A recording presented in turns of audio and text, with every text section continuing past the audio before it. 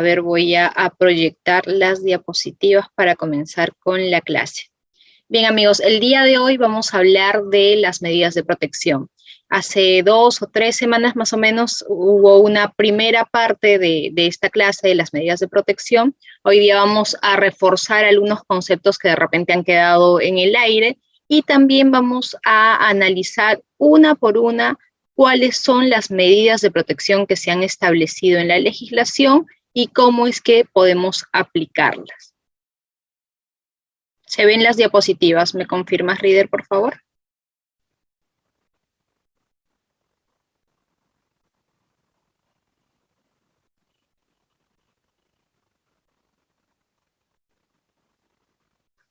A ver si se logran ver las diapositivas, por ahí los leo en el chat. Sí se ven, perfecto. Sí, doctora. Bien, gracias. Hablemos sobre las cuestiones generales sobre las medidas de protección. ¿Qué son las medidas de protección? Ya en la clase pasada habíamos establecido que las medidas de protección vienen a ser aquellos mecanismos de intervención del Estado, podríamos decirlo, que se basan en la existencia de un riesgo real que amenaza derechos de algunas personas. ¿Y por qué decimos que se basa en la existencia de un riesgo real? Porque este riesgo no debe ser un riesgo eventual o, por decirlo así, un riesgo meramente presunto o un riesgo que no tenemos, pues, algunos elementos de que efectivamente puede llegar a cometerse alguna lesión contra un derecho de alguna persona, ¿no? También podríamos decir que estos son mecanismos tuitivos en los que no se analiza la responsabilidad de alguna persona determinada, como podría ser el caso del denunciado. Simplemente a través de este mecanismo se intenta proteger a una persona, cortar un ciclo de violencia y evitar que se sigan produciendo una serie de perjuicios en contra de la vida y la integridad de las denunciantes o las víctimas, ¿no? También podríamos decir que las medidas de protección son aquellos mecanismos operativos, no son mecanismos documentarios o no es un simple trámite documentario, sino que vienen a ser aquellos mecanismos que tienen que estar a cargo de distintas instituciones, principalmente de la Policía Nacional del Perú, en la que tiene que llevar a cabo pues una serie de actos para prevenir que se vuelva a cometer un acto de violencia o que se cometa o concrete un acto de violencia en contra de una víctima. ¿Y cuál es el objeto de la medida de protección o qué se busca a través de las medidas de protección? Buscamos neutralizar o minimizar los efectos de la violencia, ¿no? Como ya lo dije, buscamos que se frene aquel ciclo de violencia que se puede estar suscitando entre, de repente, integrantes del grupo familiar, ¿no? También podríamos decir que a través de las medidas de protección buscamos que la víctima vuelva a cierta normalidad, ¿no? Pongámonos a pensar en el caso en el que estamos hablando de un conflicto dentro del hogar. Entonces, a través de estas medidas de protección, lo que buscamos es que pues la víctima salga de aquella situación de violencia y vuelva de repente o intente volver a tener cierta normalidad. ¿Qué implica tener cierta normalidad? Pues si es que ha venido siendo víctima de alguna situación de violencia, que se reincorpore, por ejemplo, al trabajo o que pueda de repente hacerse cargo de los hijos que había dejado de cuidar por haber sido afectada físicamente por algún suceso de violencia o haber sido afectada psicológicamente también por un episodio de violencia, ¿no? Pero además de todas estas estas finalidades o estos objetos que en líneas generales buscan cortar el ciclo de violencia o hacer que la víctima vuelva a cierta normalidad, a través de la jurisprudencia se ha ido introduciendo otro objetivo u otra finalidad de las medidas de protección, que es el buscar la recomposición del grupo familiar, ¿no? Hay situaciones en las que, pues, es cierto que hay una situación de violencia, pero esta situación de violencia podría de repente recomponerse a futuro a través de ciertos mecanismos que se adopten. Por ejemplo, como someterse a tratamiento psicológico, tanto el agresor como la víctima, de tal manera que a futuro puedan entender cuál ha sido el comportamiento violento que han estado teniendo y mejoren esta relación o enmienden de repente todas las asperezas o todos los conflictos que hayan podido tener internamente, ¿no? Ahora, hay que tener en cuenta que esta finalidad de la recomposición del grupo familiar depende mucho de la situación que se vaya a generar, ¿no? No es lo mismo que estemos de repente en una situación de violencia psicológica, ¿cierto? Entre de repente padre e hijo, ¿no? Que estemos frente a una situación de feminicidio donde el esposo ha intentado, pues, matar a la esposa, ¿no? Por algún estereotipo de género. Caso en el que evidentemente no vamos a buscar una recomposición del grupo familiar, sino se tendrían que adoptar medidas más severas, por así decirlo, para cumplir la finalidad de la norma, que es cortar el ciclo de violencia y evitar que se cause un mayor perjuicio a la vida a la vida, a la integridad, a la salud de la víctima, ¿no? Ahora, debemos tener en claro también que, pues, a través de las medidas de protección no se busca, como de repente escuché varias veces que decían, proteger únicamente a la mujer. No, porque, como recordaremos, el sujeto de protección de la ley 30.364 viene a ser tanto la mujer en todas las etapas de su vida, desde que es niña, adolescente, adulta, pero también vienen a ser los miembros o los integrantes del grupo familiar, ¿no? De manera que las medidas de protección se podrían dar a favor de una mujer que está siendo, por ejemplo, agredida por algún vecino, podría ser, ¿no? O podría ser por algún adolescente, ¿cierto?, que ha sido o está sufriendo una situación de violencia psicológica, violencia física, por parte de su padre, su madre, su abuelo, su tío o algún otro integrante del grupo familiar, ¿no? Entonces, eso tiene que quedar bien en claro, ¿no? Las medidas de protección pueden ser dictadas a favor de cualquier persona, no necesariamente mujer, sino podría ser también algún integrante del grupo familiar. ¿Y cuáles son los criterios para dictar las medidas de protección? En primer lugar, tenemos el resultado de la ficha de valoración de riesgo o también los informes sociales que se hayan podido emitir. La ficha de valoración de riesgo lo vamos a dejar un poquito para la siguiente diapositiva, ¿no? También podríamos analizar la existencia de antecedentes policiales y o sentencias que puedan dar cuenta de la peligrosidad del denunciado, ¿no? Entonces, si hablamos de una peligrosidad del denunciado, no basta que sea un antecedente policial que no nos den cuenta de alguna característica o algún comportamiento recurrente del denunciado. Por ejemplo, si es que estuviésemos ante la existencia de antecedentes policiales por conducción en estado de ebriedad, obviamente que este factor no nos daría mayores luces respecto a alguna peligrosidad del denunciado, ¿no? Pero distinto sería el caso, por ejemplo, si es que el denunciado o denunciada tuviese algún tipo de sentencia por lesiones, violencia física, violencia sexual u otro tipo de delitos que pues nos vayan haciendo o nos den de repente un indicio de cuál ha sido el comportamiento previo de el denunciado, ¿no? O si de repente si es recurrente el denunciado en este tipo de comportamientos especialmente violentos, ¿no? También tendríamos que analizar la relación que se da entre la víctima y la persona denunciada, ¿no? No es lo mismo, por ejemplo, que una persona esté siendo sometida a una situación de violencia dentro del hogar, que de repente haya sido sometida a un acto de violencia en concreto por una persona pues que ni siquiera tiene mayor relación, sino que ha visto un par de veces, ¿no? Podría ser también ese un criterio para dictar alguna medida de protección.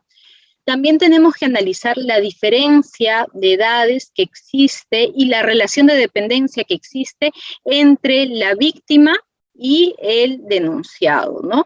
Piénsese, por ejemplo, aquellas situaciones en las que la víctima puede ser un menor de edad o un menor incluso de 10 años, 11 años, 12 años, que ni siquiera es adolescente, entonces hay mayor riesgo de que esta persona pueda sufrir algún tipo de lesión y pues no esté en la capacidad de comunicar lo que le ha sucedido por el shock o por el trauma, o no esté en la capacidad de repente de defenderse de algún tipo de ataque o agresión que se pueda cometer dentro del hogar.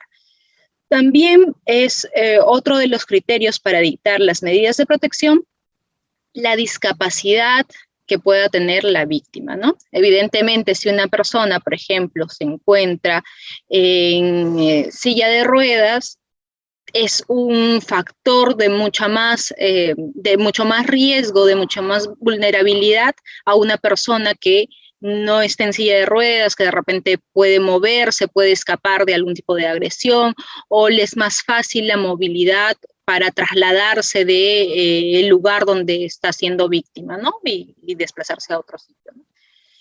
Y también podríamos hablar de la situación económica y social de la víctima, ¿no? Puede ser que la víctima esté, o sea, dependiente económicamente del agresor, con lo cual también se tienen que tener en cuenta todas las aristas, ¿no? Los problemas de violencia que se suscitan dentro del grupo familiar, pues tienen varias aristas, ¿no? No solamente está el tema de pues la relación de dependencia que pueda existir, no solamente está la dependencia emocional, sino también está la situación de dependencia económica, ¿no? Es mucho más difícil que personas que de repente tienen una dependencia económica respecto de su agresor, denuncien la agresión de la cual están siendo víctimas, porque precisamente existe ese temor de si lo denuncio, ¿qué es lo que va a hacer de mí? ¿Qué es lo que va a pasar? ¿Quién me va a proveer aquel sustento que necesito para seguir adelante, ¿no? Entonces, por eso es que es mucho más difícil que estas personas que tienen algún tipo de dependencia económica denuncien a sus agresores.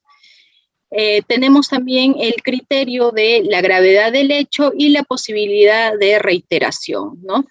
Como ya les dije hace un momento, es mucho más de repente peligroso, nocivo, representa mucho más riesgo que una persona haya sido sometida a un intento de feminicidio a que de repente haya sufrido algún tipo de violencia psicológica, ¿no?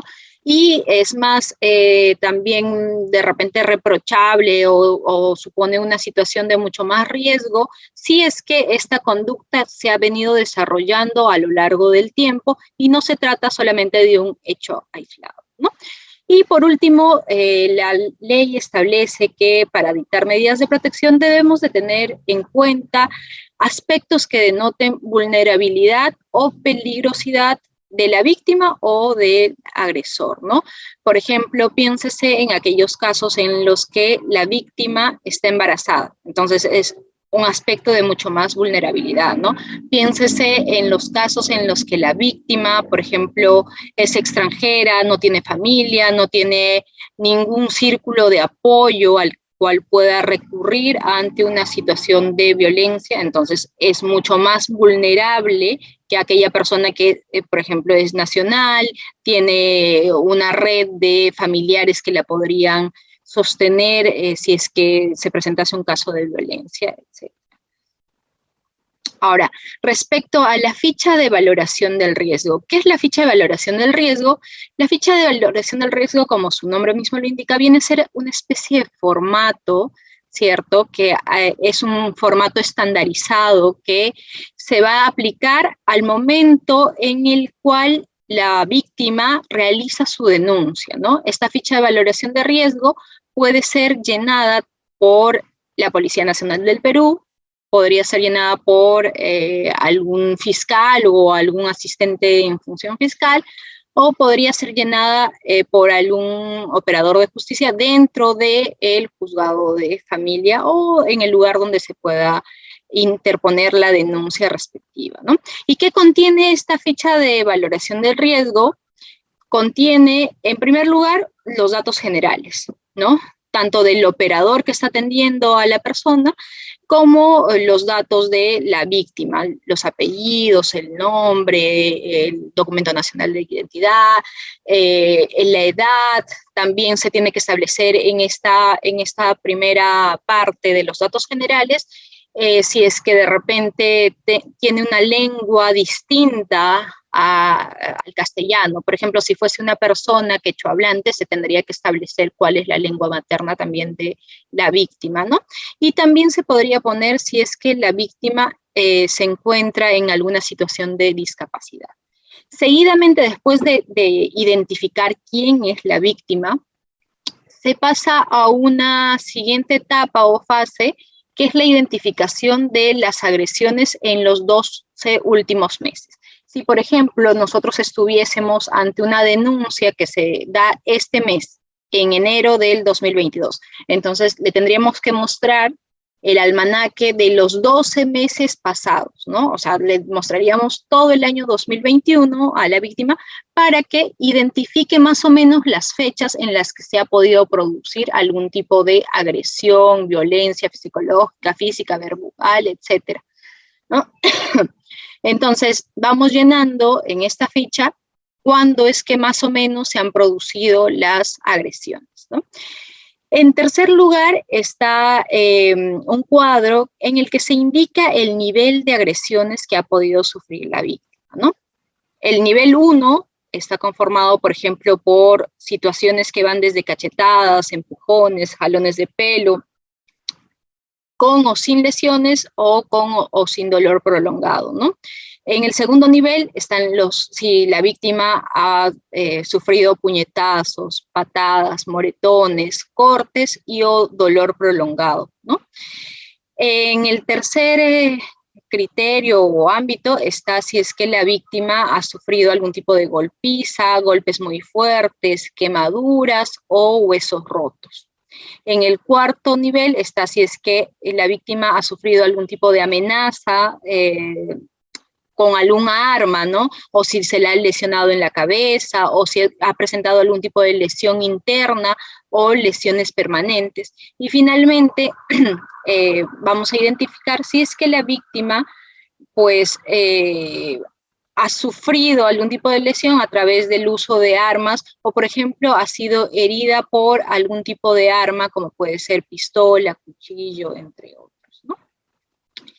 Después de que se ha identificado cuál es el tipo o el nivel de agresión, si es que estamos en un nivel 1, 2, 3, 4 o 5, se pasan a preguntas más específicas que se le van haciendo a la víctima, ¿no?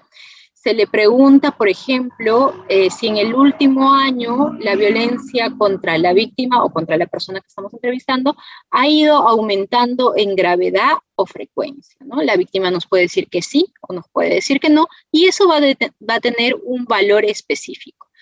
Estas preguntas, que son un total de 19 preguntas, van relacionadas a diversos aspectos para nosotros poder dar una puntuación específica a el nivel de riesgo que pueda presentar la víctima, ¿no?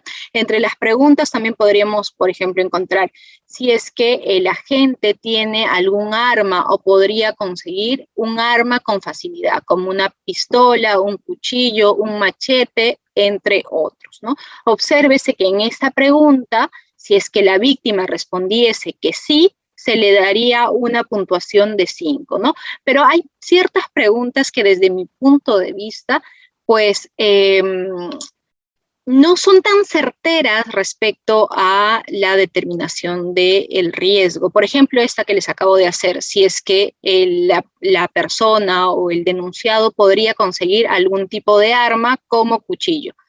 Es evidente que cualquier persona pues tiene fácil acceso a un cuchillo, ¿no? Porque todos cocinamos, hay un cuchillo siempre en la cocina del hogar, ¿no?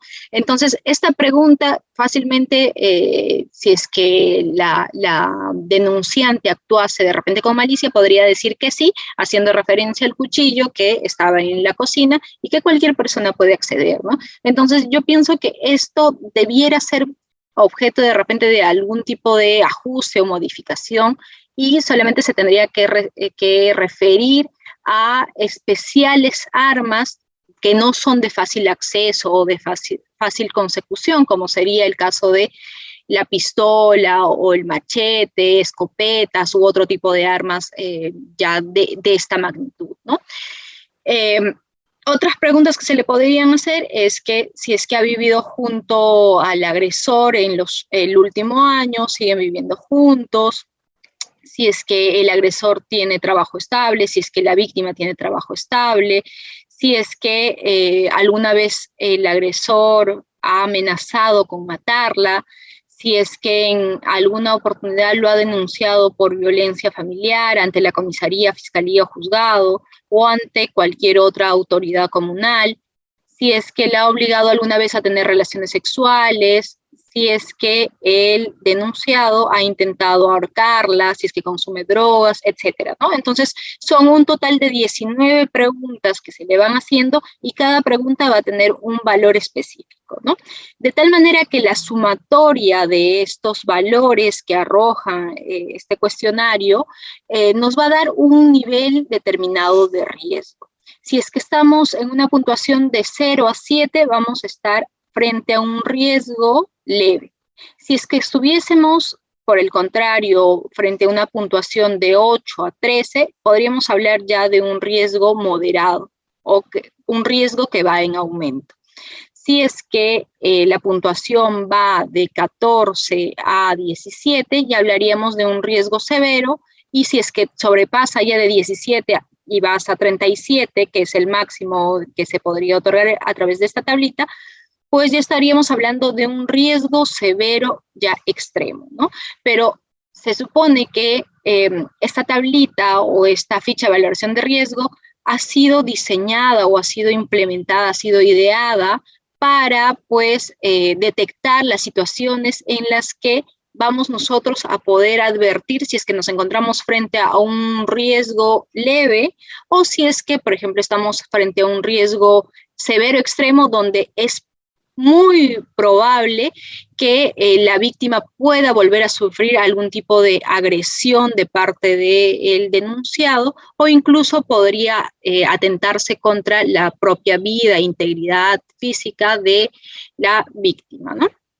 Esta es la ficha de valoración de riesgo en líneas generales para mujeres, ¿no? Después de esta determinación del nivel de riesgo, hay otra parte también dentro de la ficha de valoración de riesgo donde se va a poder de repente determinar si es que hay otras situaciones de especial vulnerabilidad, como que la víctima tiene algún tipo de discapacidad, o si es que la víctima está embarazada, o si es que la víctima, por ejemplo, tiene algún tipo de orientación sexual y ha sido agredida a raíz de esta orientación sexual. Y así como hay una ficha de valoración de riesgo para mujeres, también hay una ficha de valoración del riesgo para los niños, niñas y adolescentes. Esta ficha de valoración de riesgo es un poco menos tediosa, por así decirlo, no tiene tantas preguntas como en el caso de la ficha de valoración de riesgo de mujeres, ¿no? Entonces, por ejemplo, acá se le podría preguntar en la ficha de valoración de riesgo al niño, niña o adolescente si es que ha sufrido algún tipo de violación sexual. Si es que el niño o niña o adolescente dijese que sí, pues ya se trataría de un riesgo severo, ¿no? Entonces se formularían ya otro tipo de preguntas. Pero si es que contestase que no, se va de poco a poco, de repente, en el nivel de preguntas, ¿no? Por ejemplo, a simple vista, la persona que recibe la denuncia podría detectar si es que la persona o el niño, mejor dicho, pertenece a algún grupo de edad, ¿no? Si tiene entre 0 y 5 años, se le podría dar una valoración de 3. Si es que el niño tuviese o niña entre 6 y 11 años, se le da una valoración de 2. Y si es que ya hablásemos de un adolescente de entre 12 y 17 años, se le daría una puntuación de 1. Asimismo, si es que la víctima tuviese algún tipo de discapacidad, es obvio que se le da una puntuación frente a aquel niño, niña o adolescente que no tuviese ningún tipo de discapacidad. También así como se le pueden hacer preguntas individuales respecto a si ha sufrido algún tipo de agresión previa o si es que, por ejemplo, trabaja en algún tipo de trabajo que importe un peligro para su vida o su integridad, también se le podría preguntar respecto a un nivel de apoyo o un nivel familiar, ¿no? Si, por ejemplo, el agresor forma parte de su círculo de familiar, ¿no? Si es cercano o no es cercano, si es el padre, el hermano, o si por el contrario es un familiar, pero un poco más alejado, ¿no? Como un tío lejano, un primo, etcétera, ¿no? Y también se le podría preguntar de repente si es que existe alguna persona dentro de la familia que lo ha apoyado, ¿no? De tal manera que se le van dando, igual que en la ficha de valoración de riesgos para mujeres, determinado puntaje y se determina si es que estamos dentro de 0 a 14, un riesgo leve. Si es que estamos en una puntuación de 14 a 28, ya hablaríamos de un riesgo moderado y de 28 a 42 de un riesgo severo. ¿Y cuáles son las medidas de protección que se podrían dar dentro o que dentro del proceso especial de tutela se podrían pues dictar? Primero está el retiro del agresor del hogar, ¿no? Este tipo de medida de protección considero que es la más severa que se podría dar y que precisamente por el hecho de que sea severa, tendríamos que estar frente a un riesgo severo extremo o frente a un riesgo en el cual la vida de la víctima corre peligro, ¿no? Para el retiro del agresor, evidentemente se tiene que contar con el apoyo de la Policía Nacional del Perú, quien podría ingresar al hogar para, pues, cumplir o ejecutar esta medida de protección. Y este tipo de medida de protección, el retiro del agresor, implica también que se le impida al agresor retornar al hogar, ¿no? Podríamos hablar de otro tipo de medida de protección, que es el impedimento de acercamiento o proximidad a la víctima.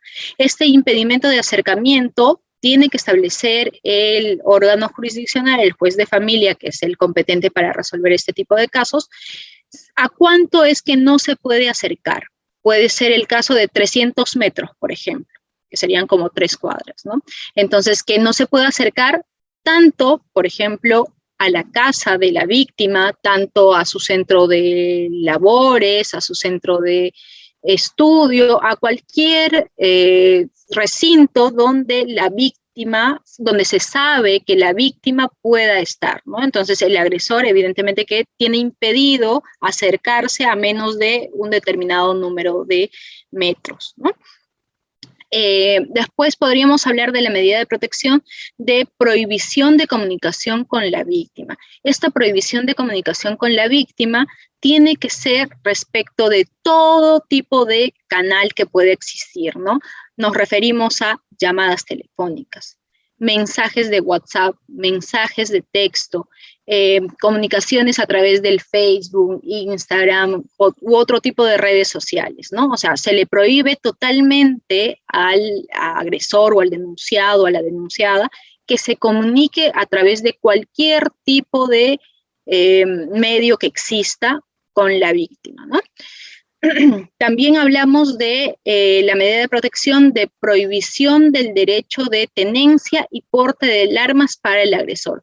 Para efectos de cumplir esta medida de protección, el órgano jurisdiccional tiene que notificar a SUCAMEC, que es la superintendencia que se encarga de todo lo que es la regulación de la tenencia y el porte de armas, municiones, etcétera, para que se le suspenda de manera provisional el permiso de portar armas al denunciado, ¿no? Y si es que fuese, por ejemplo, algún tipo de agente de las Fuerzas Armadas, Policía Nacional del Perú, también se tendría que oficiar a su institución y pues hacer conocer a la institución de que hay esta prohibición del derecho de tenencia y porte de armas, ¿no? De tal manera que la institución pues le tendrá de repente que asignar funciones que no requieran el uso de armas. También podríamos hablar del inventario de bienes, que viene a ser la relación que se va a hacer respecto de todos los bienes que pueda tener la víctima. De repente, si hablamos de un caso de esposos, ¿cierto?, que han ido adquiriendo a lo largo del tiempo una serie de bienes y se ha producido una situación de violencia que ya no hace posible que ellos sigan manteniendo una vida en común, podría disponer el juzgado de el inventario de bienes, hacer la relación de todos los bienes que la pareja tenga, con miras a que después haya de repente una sustitución del régimen de sociedad de gananciales por una de separación de patrimonios y posteriormente se pueda dar de repente algún tipo de divorcio entre las partes, ¿no? También hablamos como medida de protección, que también podría ser un tema de medida cautelar, la asignación económica de emergencia, que es la asignación de alimentos que se le va a dar a la víctima o a, de repente, las personas dependientes de la víctima, respecto de un monto de dinero que va a ser el indispensable para que las personas puedan cubrir sus necesidades, ¿no? Como les decía anteriormente, en las situaciones de violencia dentro de la familia hay distintas aristas. No solamente hablamos, o no solamente el juez debe entender que se ha producido una situación de violencia y que por tanto debemos de, pues, adoptar algún tipo de mecanismo que frene de golpe esa violencia y que haga que ese episodio no se vuelva a suscitar, sino que el juzgador debe entender que muchas veces existe una relación de dependencia económica respecto de la víctima y su agresor. Entonces, si existiese esta situación de dependencia económica, no basta con asegurar que la violencia no se vuelva a suscitar, sino que también se tendría que asegurar a través de la asignación económica de emergencia, por ejemplo, que se pueda proveer a la víctima de aquellos alimentos o de aquel monto económico que va a permitir cubrir sus necesidades, ¿no? Y esta asignación económica de emergencia tendría que hacerse a través de el depósito a alguna determinada cuenta que señale la víctima, para que no exista de repente no vuelve a existir esa fricción entre la víctima y el agresor, ¿no? Hablamos, por otro lado, de la prohibición de disponer, enajenar u otorgar en prenda o hipoteca los bienes muebles o inmuebles comunes, ¿no? Esta también vendría a ser una especie de medida cautelar en realidad, para que alguna de las partes, no frente a de repente la separación entre el agresor y la denunciante, no empiecen a vender algunos bienes o a disponer de algunos bienes o gravar algunos bienes muebles o inmuebles que ambas personas tengan en común. Hablamos, por otro lado, también de la prohibición a la persona denunciada de retirar del cuidado del grupo familiar a los niños, niñas, adolescentes u otras personas en situación de vulnerabilidad, ¿no? Con esta prohibición, lo que se le dice al denunciado es que no puede sacar del ambiente donde está creciendo y se está desarrollando el menor, no lo puede extraer porque existe una prohibición por medio y porque así ha sido dictaminado en base al riesgo que pueda suscitarse algún episodio de violencia, ¿no? También hablamos del tratamiento reeducativo, terapéutico para la persona del agresor y del tratamiento psicológico para la recuperación emocional de la víctima. Estas dos medidas de repente son las dos medidas más comunes que se emiten dentro de las medidas de protección, ¿no? Y finalmente también hablamos de el albergar a la víctima en algún tipo de establecimiento. Ahora bien, debemos de tener en claro que estas medidas de protección no son un numerus clausus, sino se pueden pues disponer todas las medidas de protección que tengan por finalidad este elemento tuitivo o este elemento de protección respecto de las víctimas o personas dependientes de las víctimas, ¿no? Es decir, el juez no solamente tiene que ver cuáles son los tipos de medidas de protección que se ha establecido en la ley y que solamente me voy a ceñir a eso, sino podría emitir cualquier tipo de medida de protección que pues cumpla la finalidad esta de evitar que se sigan cometiendo episodios de violencia o que de repente se agrave la situación de violencia respecto de una determinada persona. Hasta ahí, ¿tenemos alguna pregunta? A ver, para hacer un corte.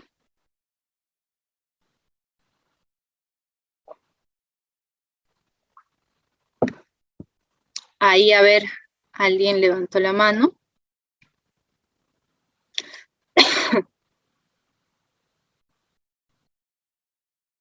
Sí, doctora.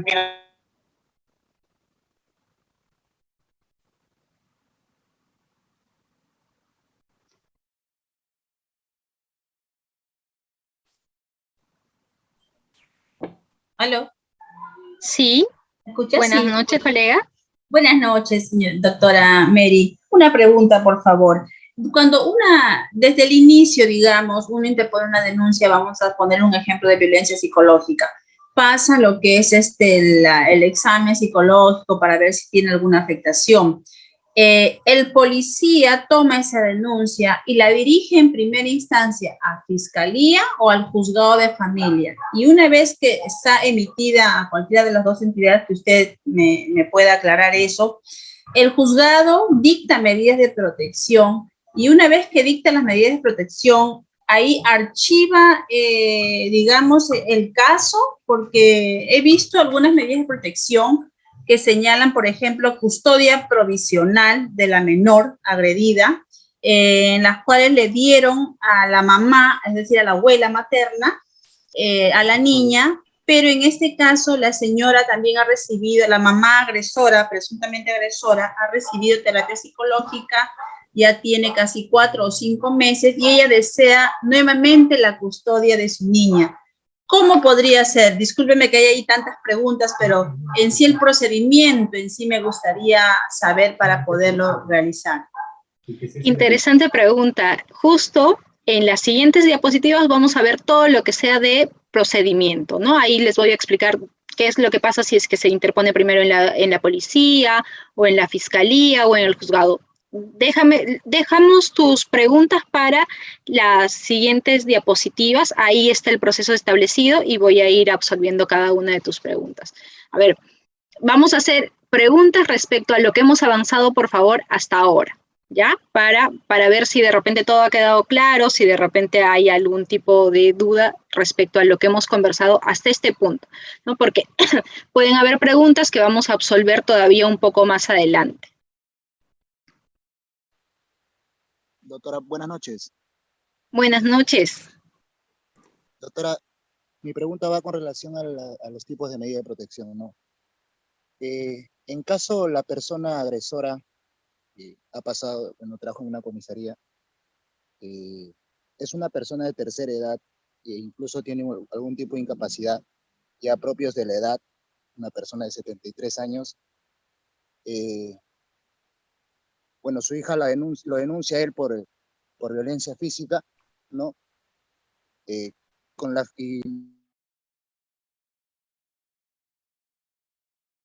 Colega, se le cortó. Doctora, es su audio de Mejor le doy pase a otro participante. Doctora Anita, muy buenas noches, está activo su audio. Buenas noches, doctora. Buenas Le noches, quería hacer colega. una consulta. Mire, yo soy abogada y específicamente he pedido todas las medidas que usted lo ha dicho, pero muchas de ellas, algunas se han cumplido en la resolución, pero lo máximo que ha hecho el juzgado de familia es decir, se le detenga 48 horas por no haber cumplido la disposición de no enajenar, vender o disponer los bienes. Eso, ¿y de qué forma? Yo me pregunto, ¿no? Porque trabajo en un centro de emergencia mujer acá en comisaría, yo podría hacer que efectivamente se cumpla, o podría inscribirlo en la SUNAT, aunque eso escapa de las manos de lo que es el área de violencia, pero sí he pedido asignación económica, he pedido también la relación de los bienes que tenemos, ¿no? Y también lo que usted ha dicho, pero yo quisiera hacer algo más al respecto, porque al final nos quedamos en un limbo, o la resolución tampoco se cumple y las señoras se encuentran pues en la situación de impotencia y rabia. Gracias, doctora. Gracias por la pregunta, colega. Sí, precisamente, pues,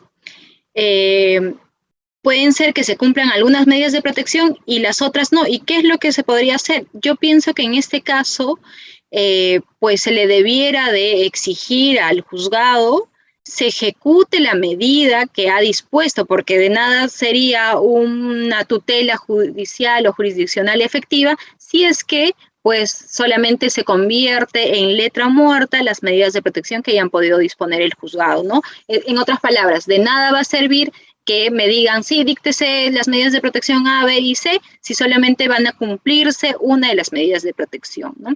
Y en cuanto al aspecto ya jurídico, de repente, poniéndonos un poco en su caso, de repente podrían ir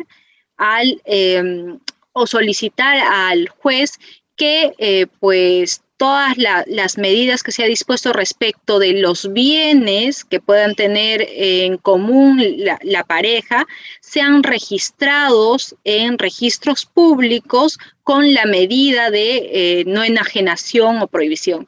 Claro, porque si de nada va a servir que el juez diga, sí, prohibición de enajenar, pero si esta prohibición no está inscrita en registros públicos, pues el denunciado va a poder seguir vendiendo los bienes, ¿no? Siempre y cuando estos bienes sean sujetos o sean objetos de algún tipo de inscripción, ¿no? Porque hay bienes que no se inscriben, por ejemplo, que podrían ser bienes menores como televisores o de repente algún tipo de artefacto, etcétera, ¿no? Entonces, si son bienes que no se inscriben, podría de repente usted solicitar la administración provisional de los bienes hasta que de repente se disuelva el vínculo que pueda existir entre los cónyuges o entre los convivientes, ¿no? De tal manera que al disolverse ya la sociedad que puede existir entre las dos personas, se va a determinar qué cosa va a corresponder a cada una de las personas, ¿no?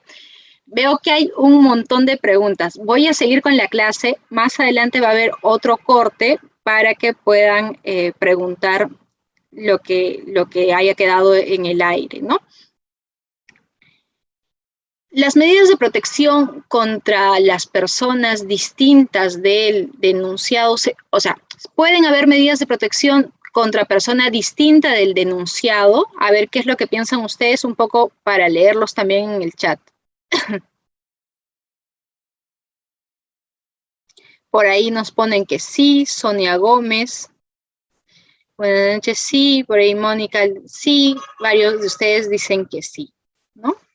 Efectivamente, pues las medidas de protección se pueden finalmente dictar no solamente contra aquella persona que ha sido denunciada, sino contra una tercera persona que de repente de los hechos el juzgador puede advertir que también está pues contribuyendo a este suceso de violencia o de repente que pues es cómplice o es coautor de algún suceso de violencia en específico, ¿no?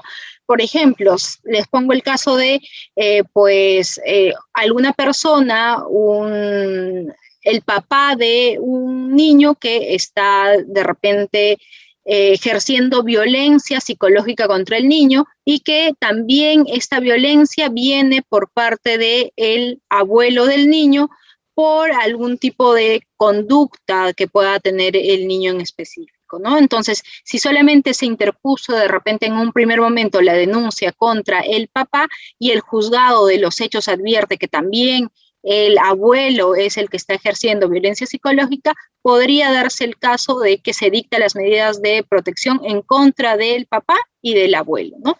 Pero no solamente eso, hay situaciones, y he tenido un caso en específico, en la que papá y mamá se denunciaban mutuamente por uno y otro delito. Había un conflicto muy fuerte, una situación de violencia en realidad muy fuerte entre ambos, ¿no?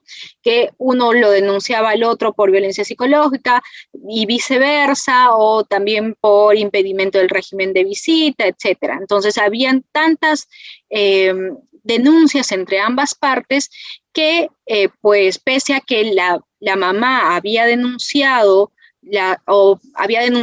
al ex esposo, que era en este caso, y había solicitado medidas de protección para ella y para su menor hijo, lo que dijo el juzgado es, no, acá hay situaciones de violencia de los papás respecto de los menores hijos, porque tenían 3 hijos, ¿no? Entonces, perdón, lo que hizo de manera muy hábil el juzgado, y de repente entendiendo que en los casos de violencia o en este tipo de procesos de tutela especial se necesitan dictar las medidas más idóneas, fue disponer lo siguiente.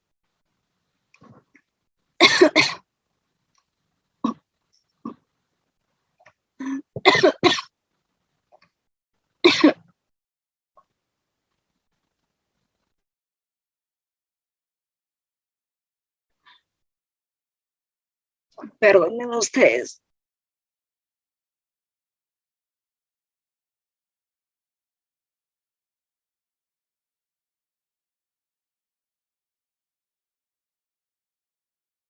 Sí, doctora, no hay problema.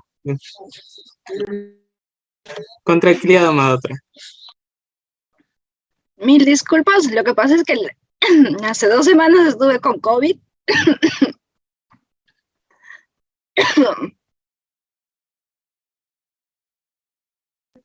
Mejor respira, doctora, un momento. No hay problema, nosotros los esperamos.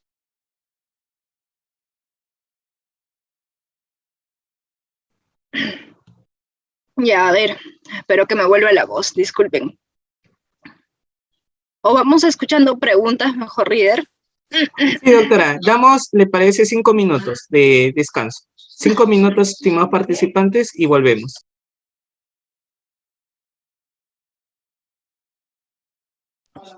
Muy bien, estimados participantes, en 5 minutos estamos conectando, ¿sí? Muchas gracias.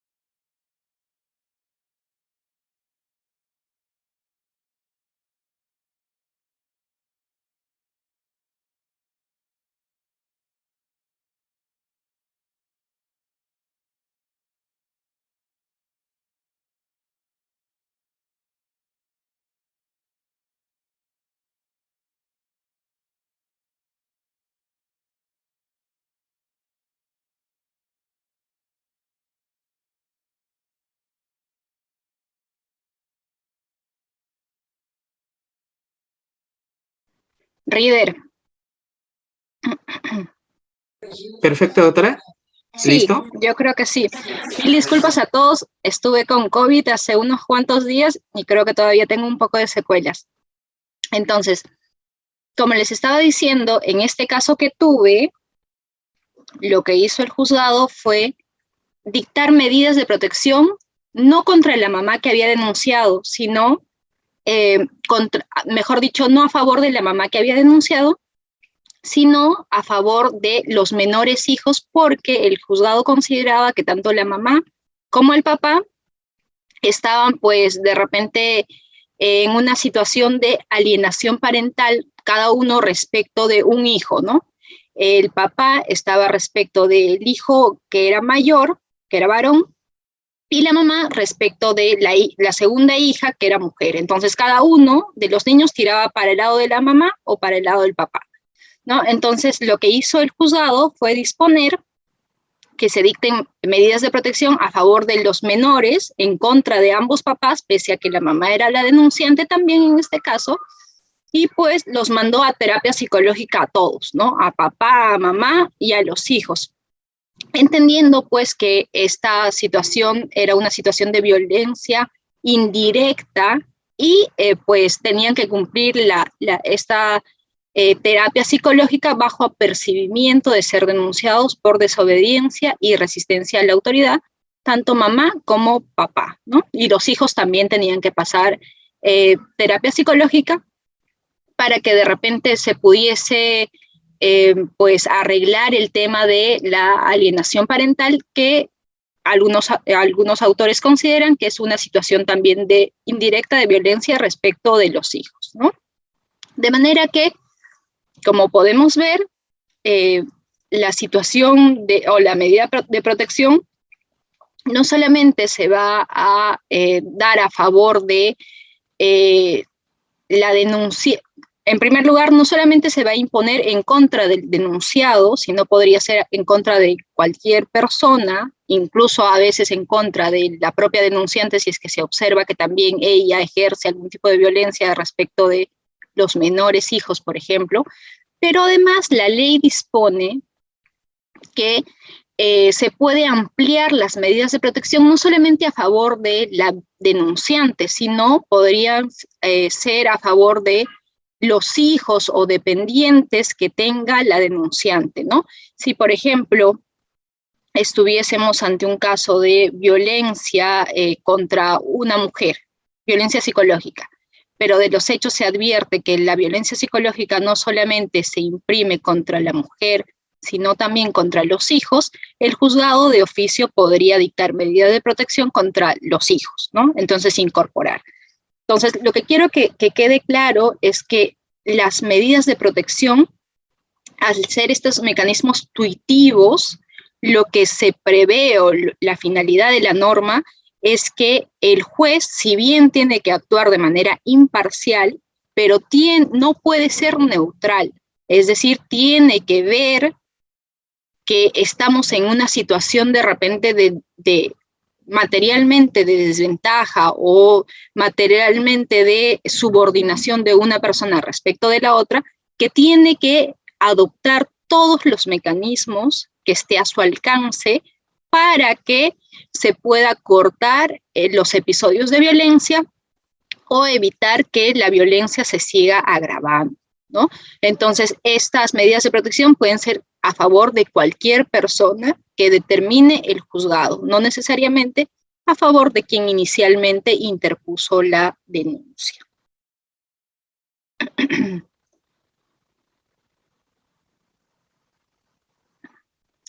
Ya, ahora vamos a responder las preguntas que nos hizo una colega, ¿no? La primera colega. ¿Cuál es el proceso que se sigue para el otorgamiento de medidas de protección, o cuál es el proceso especial de tutela en los casos de violencia contra la mujer e integrantes del grupo familiar? A través de la ley 30.364 se han establecido dos etapas, por así decirlo, bien definidas, ¿no? La primera, que vendría a ser una etapa de protección, que precisamente en esta etapa es la que pues van a dictar las medidas de protección.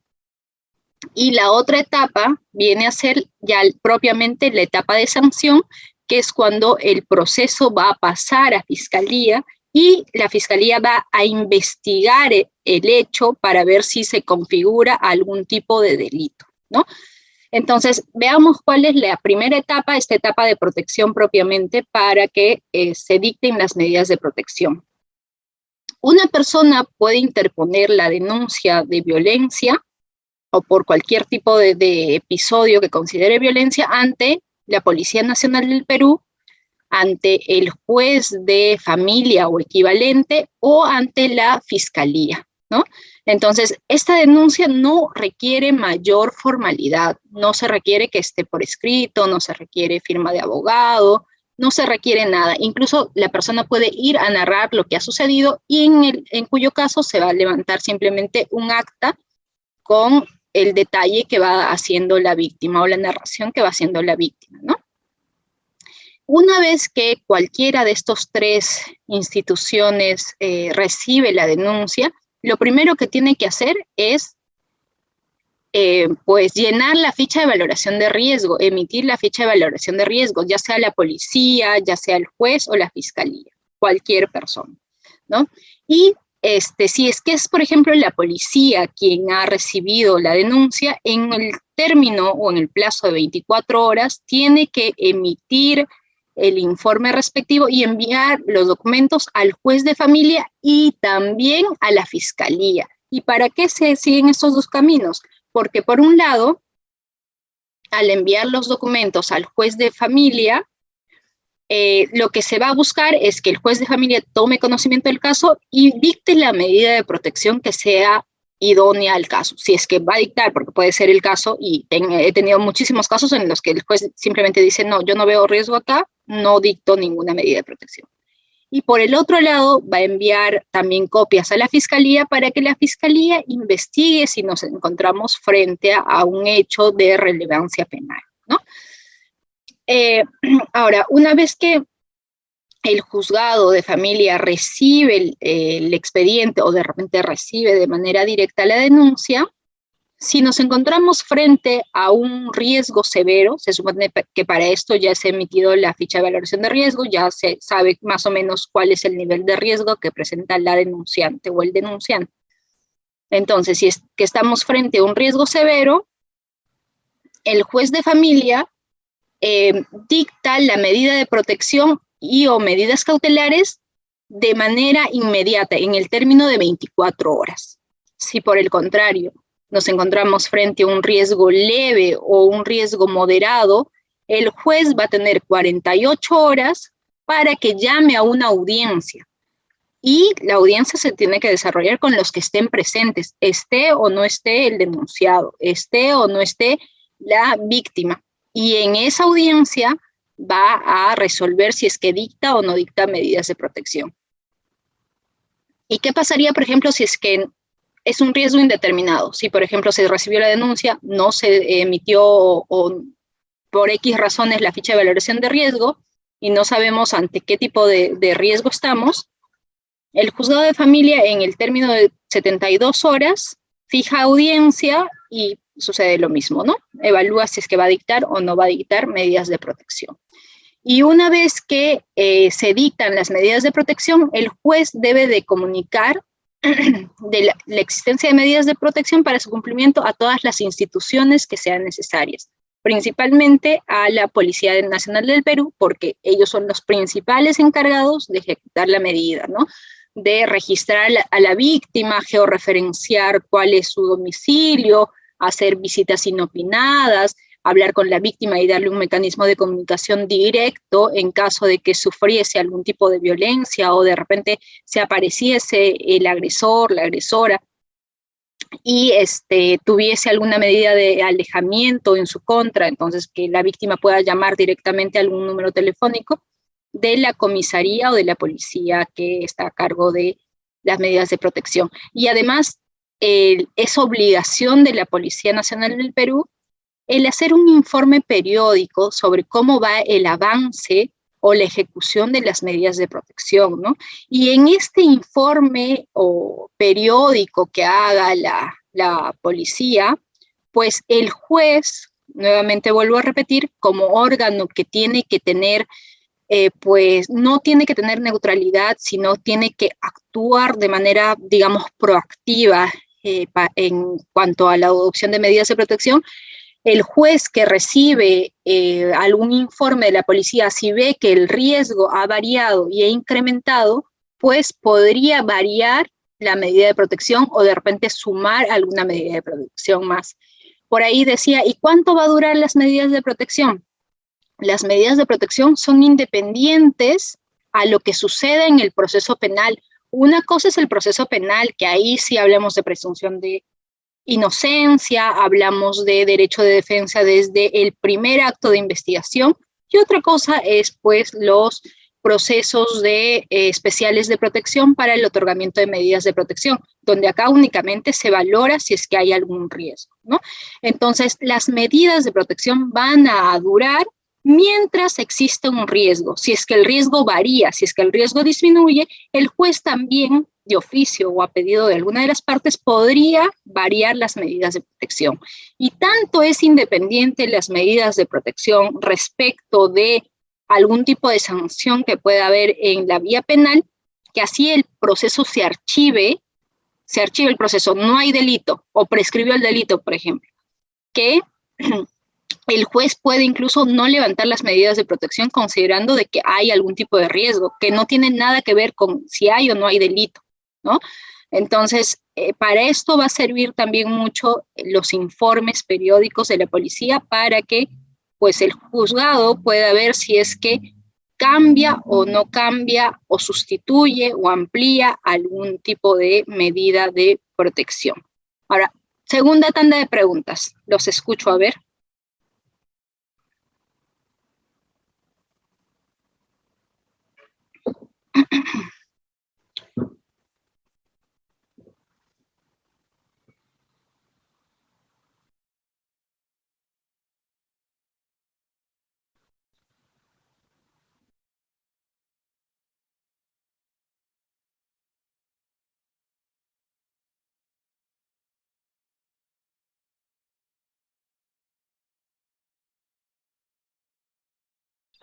Sí, doctora.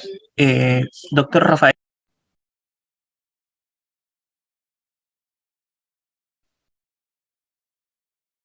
Doctor Sí, Rafael. buenas noches. Buenas noches, doctora. Buenas noches con todos. Buenas noches, Doctora, colega.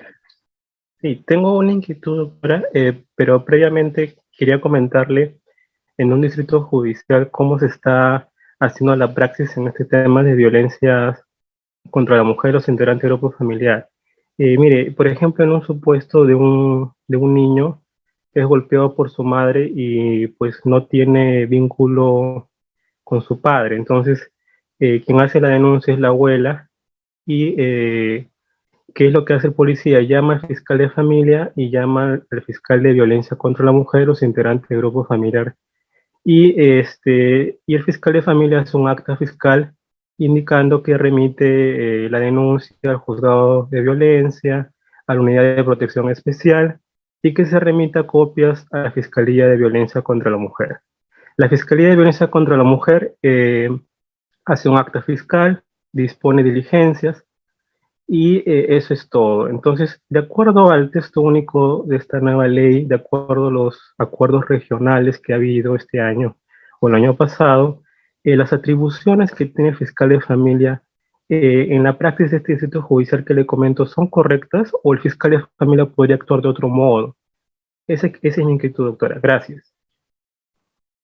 Gracias por su pregunta, colega. Bueno, en principio, la ley lo que dispone es que el fiscal de familia pues debe de actuar en protección precisamente de aquel menor, niño, niña, adolescente que pueda ser víctima en el proceso de algún proceso de violencia, ¿no?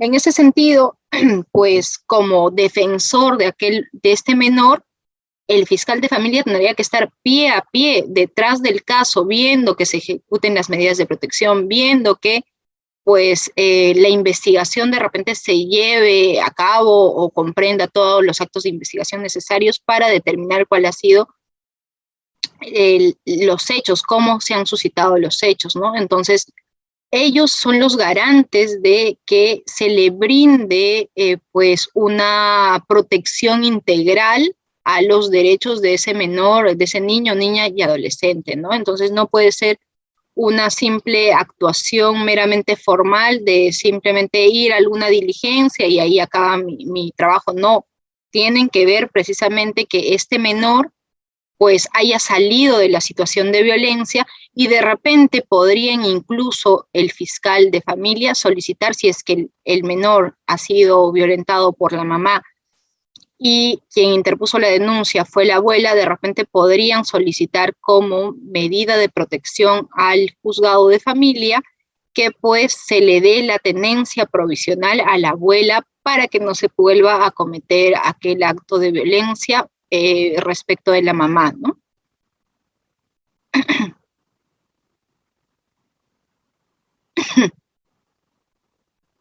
A ver, otra pregunta por ahí. Excelente, doctora. Damos paso a la doctora Yasmín. Doctora Yasmín, está activo su audio. Doctora, buenas noches con todos los presentes, muy interesante ponencia. Buenas Mi noches. pregunta es la siguiente, doctora. ¿Existe una ficha de valoración de riesgo para los varones, ya que ellos también son víctimas de violencia física como también psicológica, muchos de los casos psicológica? Y normalmente, bueno, he sido testigo en la provincia donde estoy residiendo actualmente, y este señor, por ejemplo, este usuario va a hacer su denuncia, pero no le aplican la ficha de valoración de riesgo debido a que le dijeron, bueno, en comisaría, que solamente está destinado para mujeres. Pero yo recordé mucho en una anterior clase con usted, que es la ficha de valoración de riesgo es muy importante para determinar el grado, ¿no?, de afectación. Y mi pregunta es, ¿pueden dictar medidas de protección a favor de este señor no teniendo esta ficha de valoración de riesgo?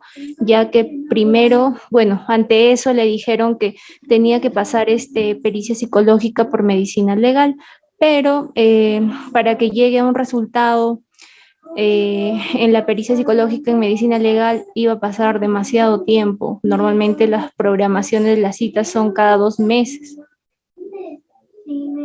Gracias. Gracias por la pregunta, colega. Bien, efectivamente sí existe una ficha de valoración de riesgo, no para varones, sino para los integrantes del grupo familiar. Es decir, que tenemos 3 fichas de valoraciones de riesgo en total.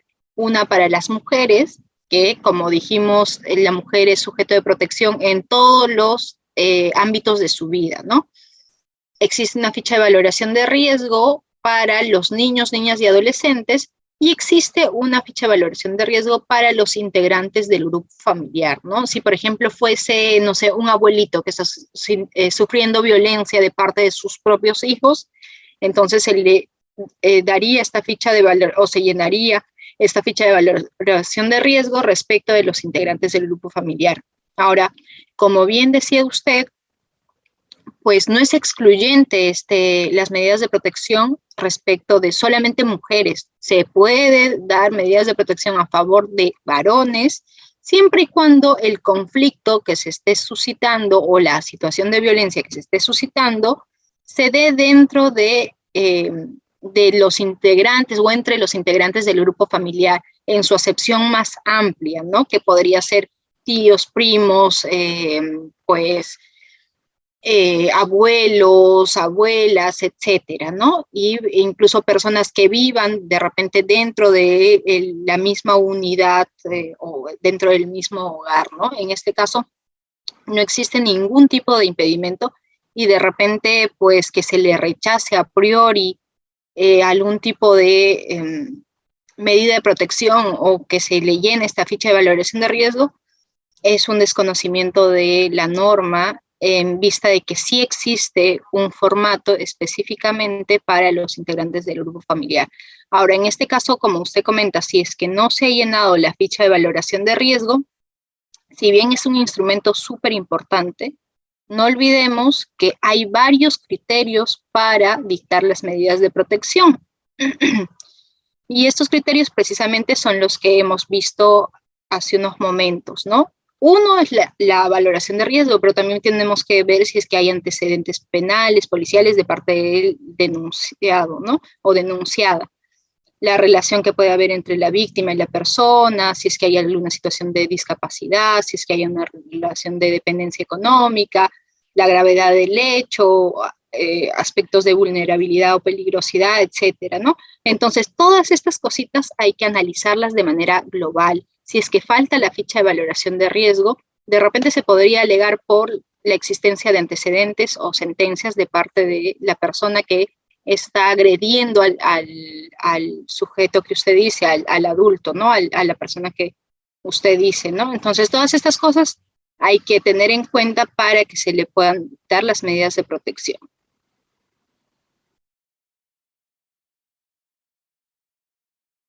Estimado participante, doctor Welker,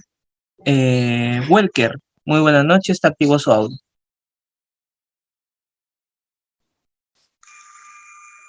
Gracias, doctor. Doctora, buenas noches. Les saluda Walker.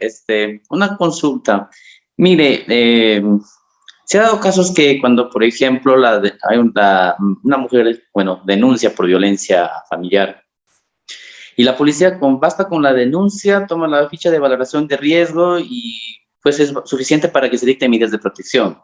Pero ¿qué pasaría, por ejemplo, en el caso que cuando el padre tiene una sentencia por tenencia, ya sea compartida o no, y teniendo ya en cuenta que si tiene una denuncia, por ejemplo, en este caso es que sea una violencia psicológica, ya es suficiente con estas medidas de protección para que se suspenda la tenencia compartida, porque teniendo en cuenta también la norma del Código Procesal, con el Código de los Niños y Adolescentes, nos dice pues que con una sentencia condenatoria es porque se tendría que suspender la patria potestad, en este caso como es la tenencia, ¿no?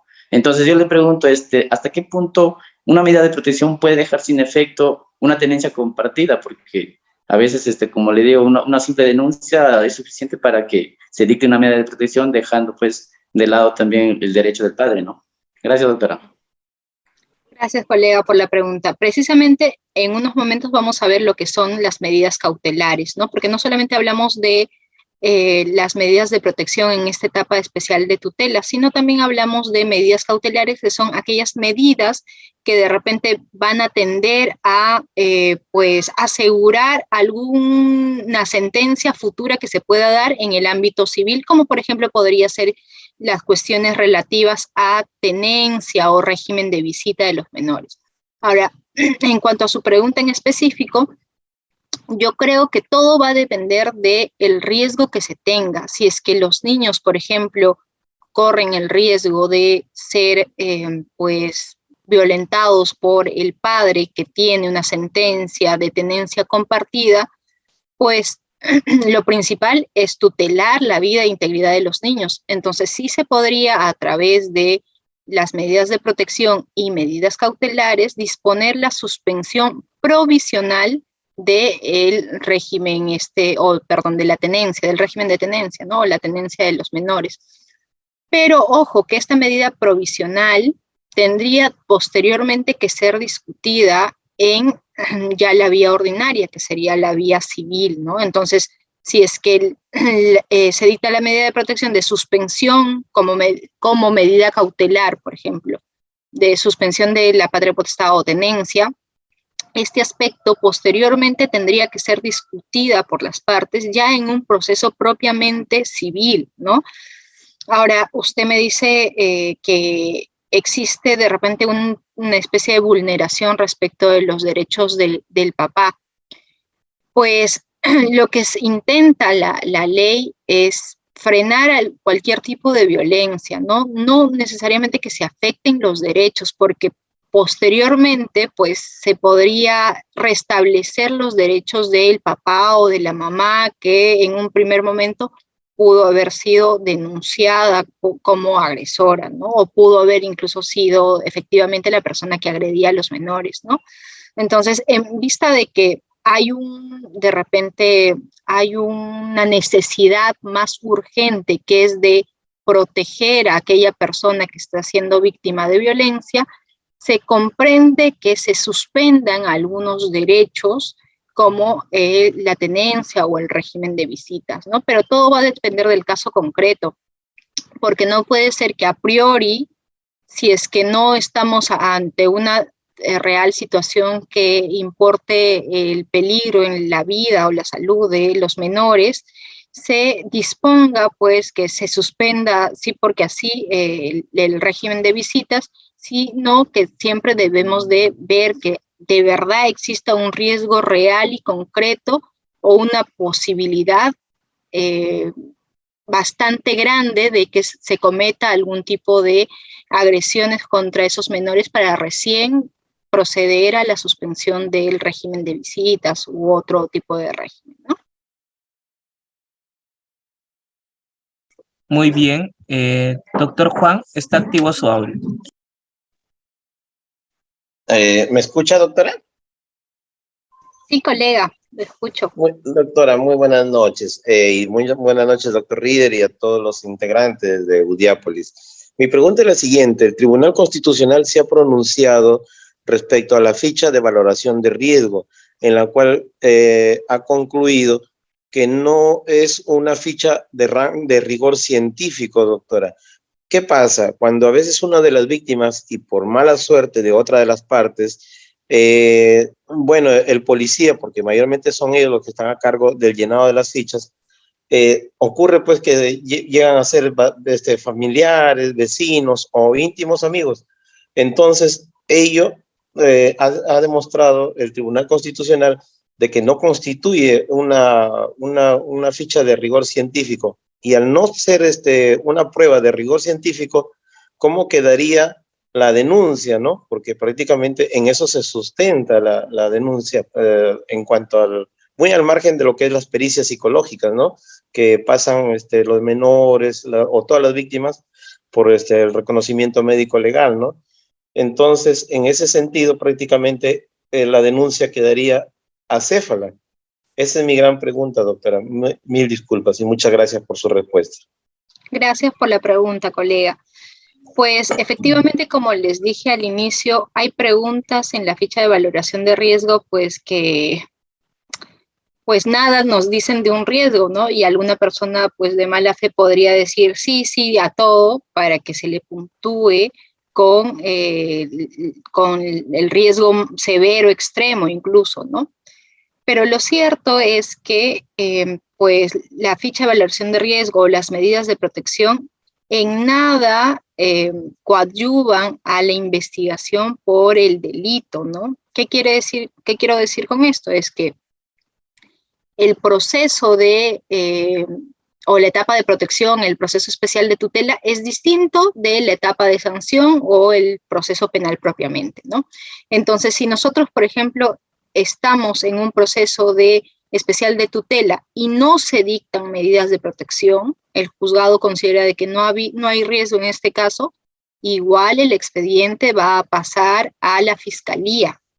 O sea, es independiente de lo que se haya dictado en el juzgado de familia respecto de lo que va a pasar o podría pasar en la fiscalía, ¿no? Sí o sí el expediente va a pasar, así se dicten o no dicten medidas de protección, ¿no? Entonces, si bien en este caso, por ejemplo, usted me dice si es que esas medidas de protección no tienen rigor científico, ¿cómo quedaría la denuncia? ¿Quedaría acéfala? Pues eso se va a determinar ya propiamente en la investigación si es que hay algún mérito para continuar con la investigación o no, ¿no? Porque lo que se busca con este proceso especial de tutela simplemente es ver si es que hay algún tipo de riesgo, que no necesitamos una prueba respecto de la certeza o que nos cause certeza al juzgador respecto que de verdad existe una situación de violencia. Simplemente basta con asumir que existe un riesgo potencial, ¿no? Entonces, basta con esto para que se dicten las medidas de protección. Lo que suceda posteriormente en el proceso penal sigue otro tipo de lógica, y ahí es donde vamos a nosotros de repente como abogados defensores del denunciado, ahí tenemos una serie de garantías que tenemos que hacer valer, ¿no? Como el derecho de defensa, como la presunción de inocencia, y si es que no existen pues otros elementos, esa denuncia tarde o temprano se va a terminar cayendo, ¿no?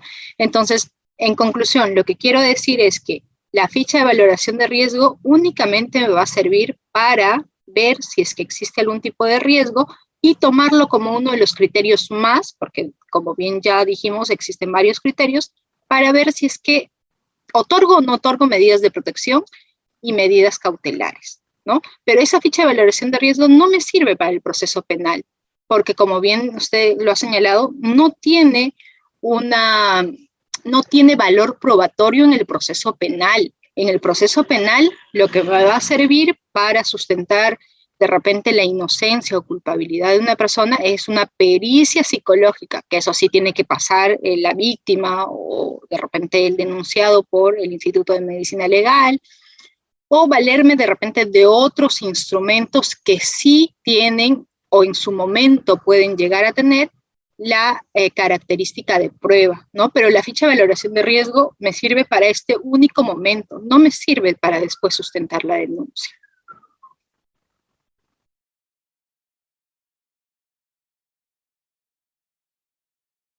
Perfecto, doctor. Doctor Edison, muy buenas noches, está activo su audio. Buenas noches, doctora, ¿me escucha? Buenas noches, colega, sí lo escucho. ¿Qué tal? Buenas noches, doctora, buenas noches a todos los presentes. Una excelente ponencia, doctora. Doctora, mi pregunta era, si se le dicta, bueno, a una pareja de unos convivientes se le dicta medida de protección a la señora en este caso, bueno, a ella y en contra del señor, y se le dice que se aleje del hogar, que no tenga comunicación. ¿Qué medios alternativos puede haber si existe una hija de por medio y existe régimen de visitas? Entonces, ¿qué alternativa usted me puede decir para que el señor haga derecho de visitar a su hija, ¿no? Importante su pregunta, colega, y precisamente en el día a día yo misma me he visto ante ese tipo de situaciones, ¿no?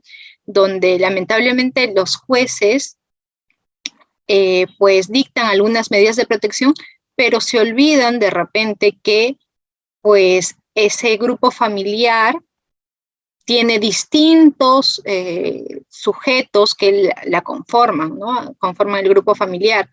Entonces, si bien se puede haber dictado medidas de protección a favor de la mamá o a favor del papá, ¿qué pasa respecto de los hijos? No tiene por qué romperse la relación de los hijos si es que no existe ningún tipo de violencia respecto del padre, ¿no?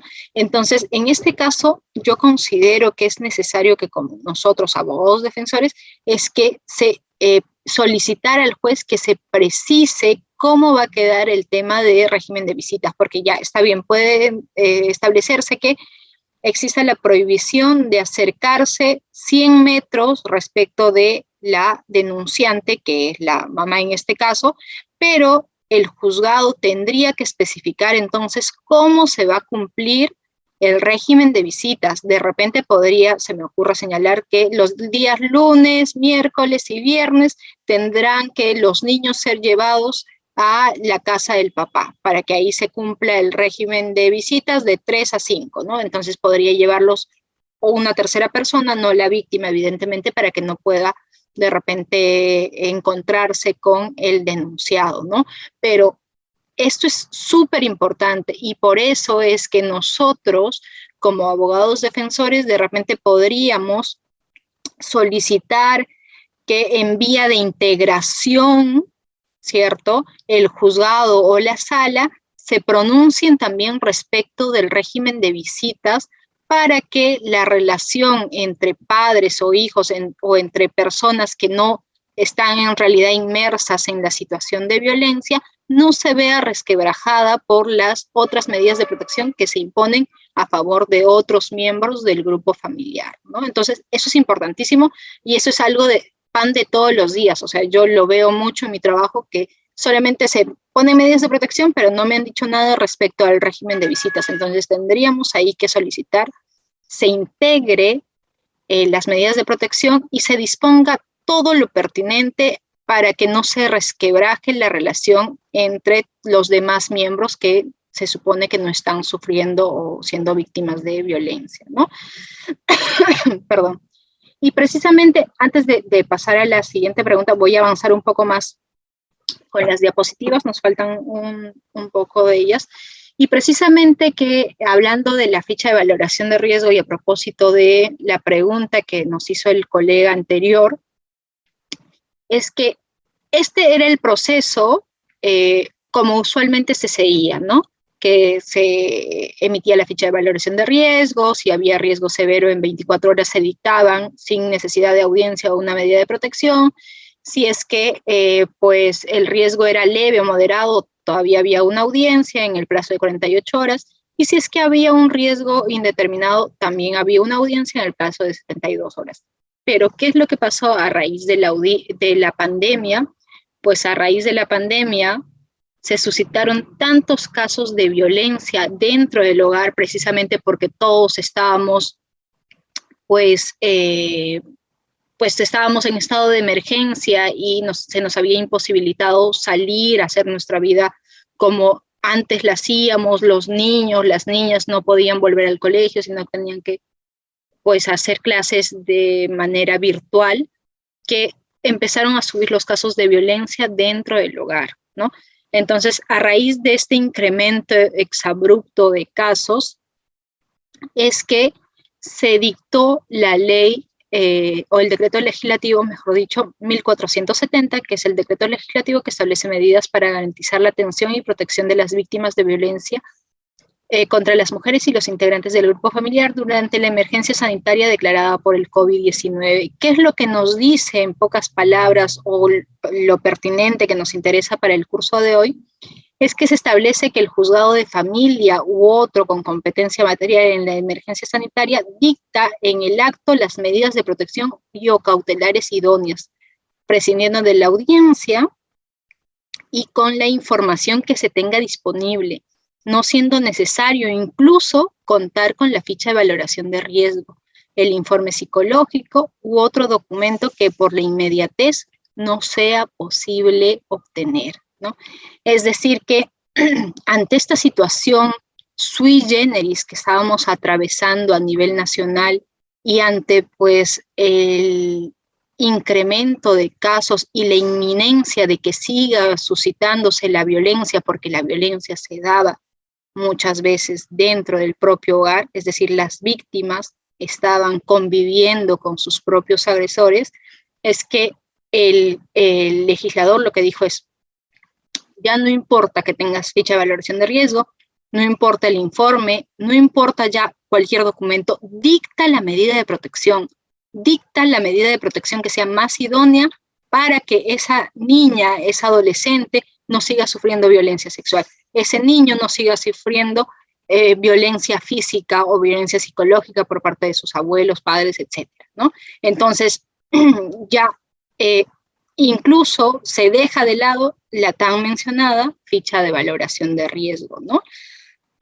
Y precisamente vi un caso en el que en aplicación de este decreto legislativo se pues dictaron las medidas de protección, pese a que el juzgado había oficiado a la comisaría de yerbateros que manden los documentos, que manden una serie de documentos, sobre todo, que tenían para valorar el riesgo, pero como ya estábamos ante una situación de necesidad, por así decirlo, el juzgado lo que hizo es de frente dictar las medidas de protección, ¿no?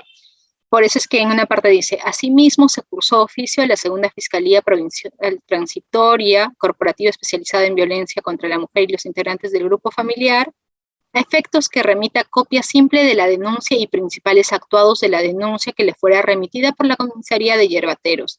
Siendo así, hasta la fecha no se ha remitido información alguna al respecto, contándose con los respectivos cargos de diligenciamiento en las referidas instituciones. Estando lo expuesto y al tiempo transcurrido, advirtiéndose de lo manifestado en la denuncia policial que la misma evidencia presuntos actos de violencia, así como estando lo dispuesto en el artículo 4.3 del decreto legislativo que les acabo de leer, 1470, que dispone que en el contexto de emergencia sanitaria por COVID se dicten las medidas de protección con la información que se tenga disponible, no siendo necesario contar con el informe psicológico u otro documento que por la inmediatez no sea posible obtener, así como en consideración con el artículo 4.6 del decreto legislativo en mención resulta atendible el otorgamiento de medidas de protección, ¿no? Entonces, vemos una vez más que estamos ante un proceso de repente urgente y de tutela que ya se prescinden incluso de todos los documentos que puedan de repente servir para determinar cuál ha sido el riesgo, y lo que ha dispuesto el legislador es que con lo que se tenga, con la información que se tenga, se proceda a dictar las medidas de protección, ¿no? A ver, seguimos con las preguntas. Excelente, doctora. Damos pase a la doctora Sonia. Doctora Sonia, muy buenas noches. Activo su audio.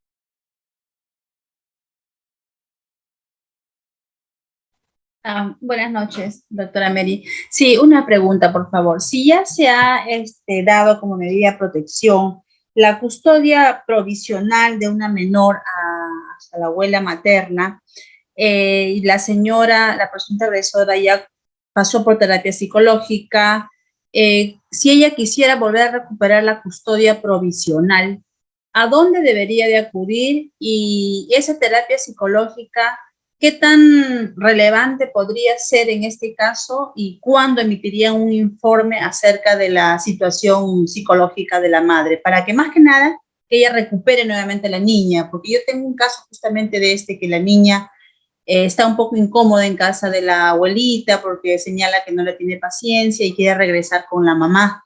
Y la mamá también está asistiendo a terapias psicológicas, la niña también está asistiendo a terapias psicológicas, ya quieren, ellas andan juntas, de alguna u otra manera se escapa la niña para ver a la mamá, porque les extrañarán entre ambas, me imagino. Entonces mi pregunta era esencialmente eso, ¿no? Ella, si quisiera recuperar la custodia nuevamente, ¿a dónde tendría que acudir?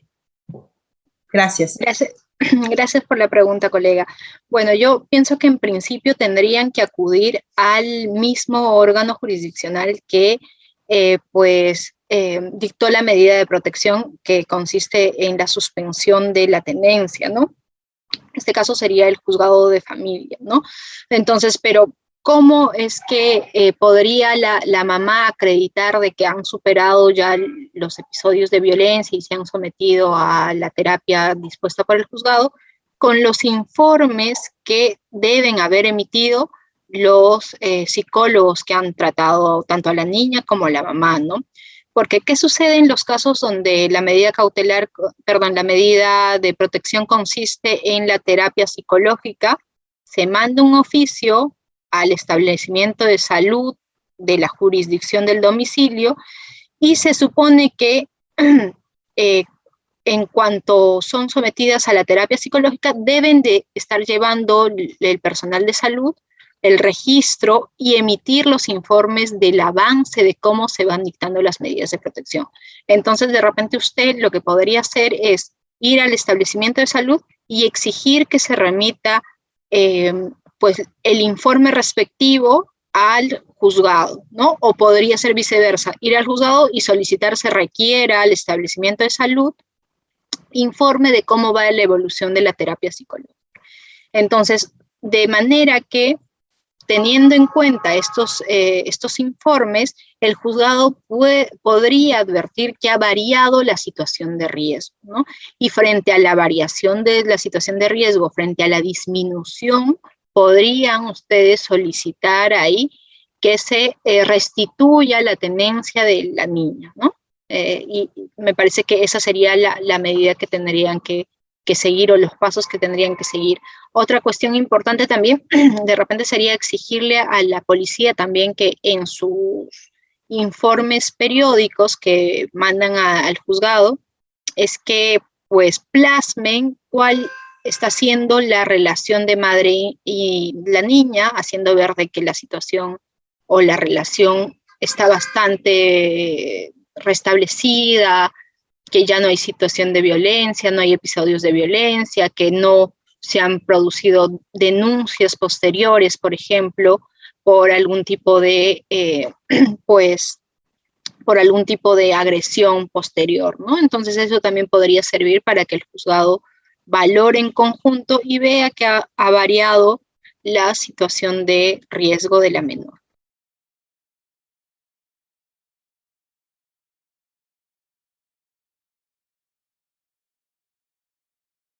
Excelente, doctora. Damos pase a Palomino Abogados. Muy buenas noches. Y por favor, estimados participantes, precisos en su pregunta también. ¿Sí? Agradecería. Buenas noches. Sí. Buenas noches, doctora, buenas noches. Gracias por su ponencia, doctora. Mire, normalmente en este tipo de casos de violencia familiar, nosotros los abogados, quien llega primero a la comisaría normalmente es la persona que va de repente a lograr esta medida de protección, ¿no es cierto?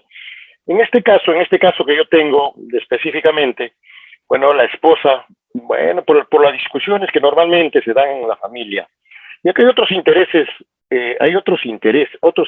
por parte de la señora, porque pareciera que estuviera, como se dice en el argot, estuviera sacando los pies del plato y por lo tanto ella se siente intranquila en la casa y no le gusta ya la presencia del esposo, y motivo por la cual ella fue a la comisaría y asentó esta denuncia por violencia psicológica. Entonces ya se ha dictaminado una resolución, ¿no? donde lo califican como riesgo severo 1, ¿no? Donde dicen de que tiene o podría conseguir un arma, no tiene un trabajo estable, la ha amenazado con un cuchillo, es celoso, la golpeó cuando estaba embarazada hace mucho tiempo, porque los niños ya tienen 14, 12 y 8 años, respectivamente, ¿no? Entonces, ya se ha dictado la sentencia, ya está admitida, incluso le han dado un cuadro de medidas de protección, ¿no? Donde, lógicamente, le han dado un régimen de visita para las 3 hijas. Entonces, como ya está todo admitido, ya se ha admitido, ¿no? Todas estas medidas, donde le dicen que las partes deben cumplir a partir de la notificación de la presente resolución, ¿no? Y disponer incluso ante la policía a efectos de la instalación de un aplicativo del botón de pánico. Ahora, doctora, esta resolución al señor, las notificaciones no han sido bien llegadas a su domicilio, no han sido recibidas. Por lo tanto, él no ha tenido lugar... Disculpe, doctor. Doctor, preciso su pregunta, por favor, porque tenemos varios estudiantes. ¿Sí? Correcto, gracias. correcto. Entonces, vaya, básicamente, mi pregunta es esta.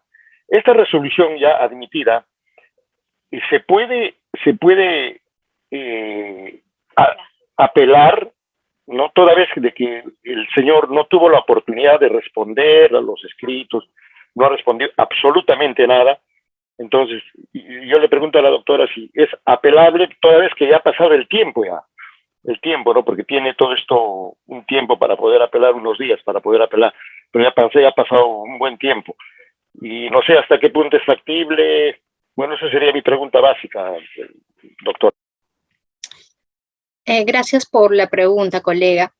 Bueno, como usted dice, si ha pasado bastante tiempo, ya no sería factible la apelación, pero yo lo que podría hacer de repente estando en su lugar sería pues irme por una nulidad, ¿no?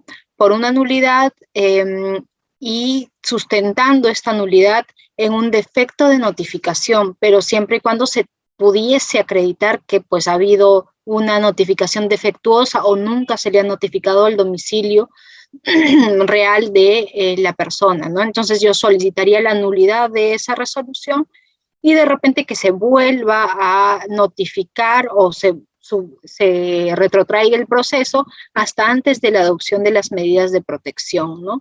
Y de tal manera que pues se lleve a cabo una nueva audiencia o se vuelvan a dictar las medidas de protección y me notifiquen de manera correcta para que yo pueda ahí recién de repente apelar e irme en segunda instancia a hacer todos los descargos que considere pertinentes, ¿no?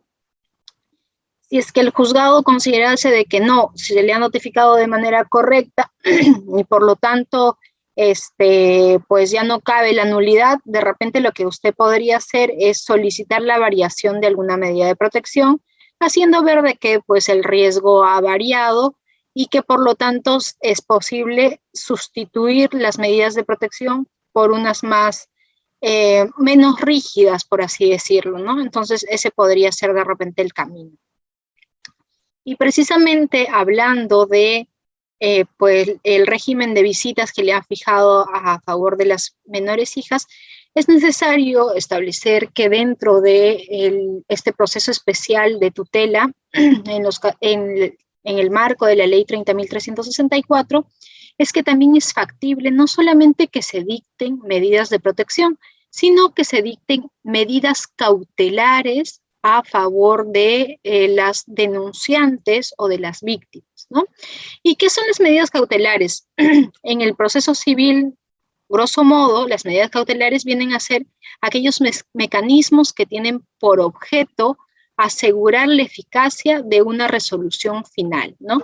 Por ejemplo, en el proceso civil, piénsese, por ejemplo, en la medida cautelar de embargo, cuando yo tengo una demanda de obligación de dar suma de dinero y quiero asegurarme que efectivamente, llegado el momento de la sentencia, van a pagarme lo que me correspondía, podría solicitar la medida cautelar de embargo, ¿no? Ahora, estas medidas cautelares en el proceso civil están sujetas a requisitos. Lo primero vendría a ser el requisito de la verosimilitud del derecho, es decir, la apariencia del derecho, no se requiere certeza. Otro requisito o presupuesto de las medidas cautelares viene a ser el peligro en la demora, es decir, que pues por la propia demora del proceso exista o concurra un peligro inminente de que la persona finalmente no pueda hacer efectiva la sentencia, ¿no? Y por último, la razonabilidad de la medida, es decir, que la medida esté justificada en la necesidad de proteger algún derecho en específico, ¿no? Y de manera genérica, las medidas cautelares en un proceso civil tienen que ser solicitadas por la propia parte y ofrecerse una contracautela que viene a ser aquella garantía, por así decirlo, de que en caso se cause algún perjuicio a aquella persona contra quien se dictó la medida cautelar, esta persona va a ser resarcida, ¿no? ¿Y qué sucede en los casos, pero de los procesos de tutela? Esta medida cautelar, las medidas cautelares pueden ser dictadas de oficio o a solicitud de parte. Es decir, que va a poder ser cualquiera de las partes que solicite la aplicación de una determinada medida cautelar, o también el juez evaluando todas las situaciones, como ya les dije anteriormente, si el juez va a poner una medida de protección, tiene que ser consciente también que de repente si es que dispone el retiro del agresor del hogar, si es que la víctima fuese dependiente económicamente del agresor, también tendría a la par que establecer algún tipo de medida cautelar consistente en, por ejemplo, la asignación económica para alimentos, ¿no? Entonces, podría ser que se da de oficio, ¿no? Y estas medidas cautelares tienen que guardar relación con las pretensiones de alimentos, los regímenes de visita, la tenencia, la suspensión de la patria potestad, el acogimiento familiar, la disposición de bienes, es decir, todos los aspectos que garanticen el bienestar de las víctimas, ¿no? ¿Se puede dictar cualquier tipo de medida cautelar en el proceso especial de tutela? ¿Qué piensan ustedes? A ver, leo en el chat.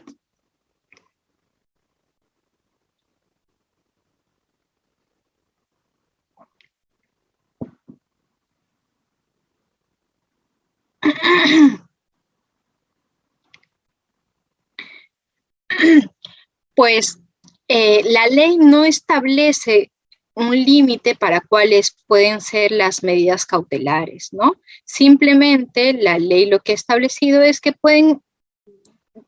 las medidas cautelares pueden guardar relación con estos temas que les acabo de decir, la tenencia, suspensión de la patria potestad o cualquier aspecto para garantizar el bien o el bienestar de las víctimas, ¿no? Pero a través de la resolución emitida por la Tercera Sala Civil de la Libertad en el expediente 9448-2017-70, se da una precisión respecto a las medidas cautelares muy interesante. Les recomiendo bastante esta resolución, ¿no? Y a través de este pronunciamiento, la Sala Civil de la Libertad lo que nos dice es que las medidas cautelares solo podrán ser dictadas en este tipo de procesos si tienen relación directa con los hechos concretos de violencia, ¿no? Por lo tanto, está prohibido que las personas utilicen indebidamente este mecanismo procesal para para lograr alguna medida cautelar rápida, referente a un pedido que debe verse en un proceso ordinario de familia y que no tiene relación directa con un acto de violencia, ya que ello implicaría abuso del derecho que está proscrita o en nuestro ordenamiento constitucional. En otras palabras, lo que nos está diciendo la Sala Civil de la Libertad es que estas medidas cautelares no pueden ser cualquier tipo de medidas cautelares, sino tienen que ser aquellas medidas que tengan relación con los sucesos de violencia o para frenar los sucesos de violencia o para de repente asegurar la integridad de las personas o su manutención, o que las personas pues no sigan en este ciclo de violencia, ¿no? Y no podemos las partes buscar a través de estas medidas rápidas o urgentes, de repente solicitar aquellas medidas o aquellos instrumentos que tendrían que verse en un proceso ordinario, ¿no?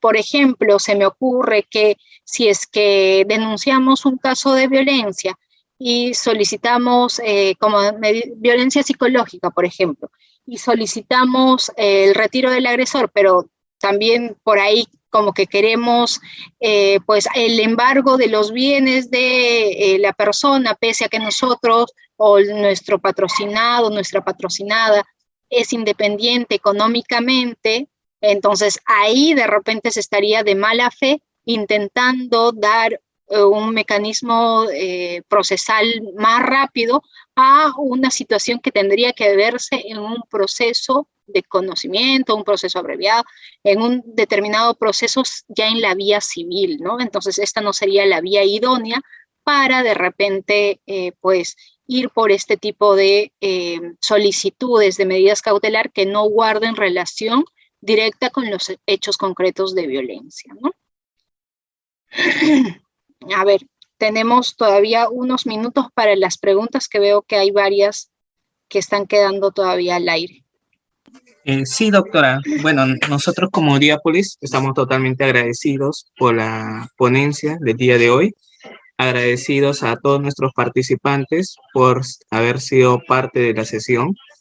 Bueno, ya culminamos la ponencia, se extendió y le agradecemos bastante, doctora, por la diferencia con Diápolis. Que tenga un buen domingo también ya que se viene y también un excelente inicio de semana. Que Dios le bendiga en todo momento.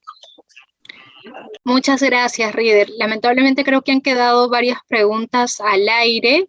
En las diapositivas estoy dejando mi LinkedIn para que me puedan escribir por ese medio para cualquier tipo de consultas que tengan respecto a las medidas cautelares y que de repente se han podido quedar al aire, ¿no? Muchas gracias a todos por su atención, por su comprensión, porque lamentablemente la garganta todavía no está del todo recuperada, pero bueno, espero que el tema haya quedado algo claro.